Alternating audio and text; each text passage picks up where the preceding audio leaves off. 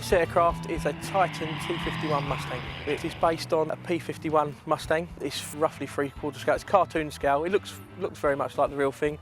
There's a few areas where they've made it easier to fly than the real one. It's got a fatter wing section, stuff like that. This one's powered by a Rotax 912S engine.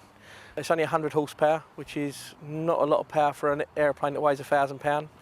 But once the wheels are away and it's all cleaned up, it's got plenty of speed. It'll cruise at 125 knots, no problem. The VNE's up at 200 miles an hour. It's just lovely to fly.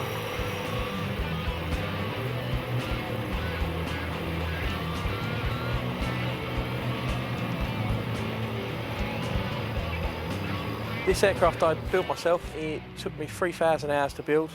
I had a bit of help from my father and from my LAA inspector. He put quite a few hours in because it was the first one in the country, so there was a few things that needed modifying. There was some handling issues to deal with in the beginning. I did the test flight myself and it was very unstable in pitch.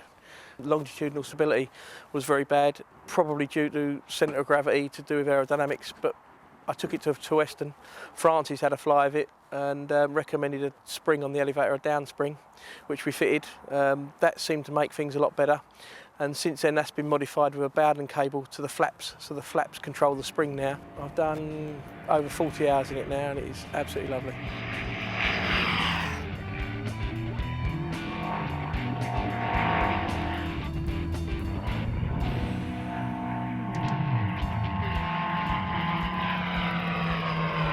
This is the first full-size aircraft I've built. I've built plenty of model aeroplanes before. It's very, very different, big learning curve. Since building this, I've built another aircraft, so I've got right into it. And I've just got an RV8 kit delivered as well, so I'll be building that next. I chose the Titan Mustang purely because I fell in love with it and thought I've got to build an aeroplane, simple as that. I didn't look at any other airplanes, that was the one I wanted to build. Not the right choice for a first build. When the kit arrived, I took one look at it and thought, oh my God, what have I done? But the help and support through the LAA and through the manufacturer and through the importers has been fine all the way.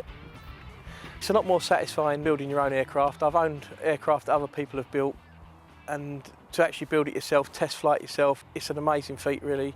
I still can't believe I managed to do it in a year. It takes most people 5 or 6 years to build one of these, but I did pretty much build it full time. I was in there every day without fail. There isn't many P51 Mustang replicas around, and the places that I have flown it into, it creates quite a reaction. Quite a few people come over and have a look. A couple of places that I've been to, people that probably don't quite know as much about airplanes as they should have mistaken it for a real one. Someone actually left me a note on the aircraft thinking it belonged to the owner of the real one. I'd say to anyone who wants to tackle a build like this, I'd say go ahead and do it. I've not regretted it one bit.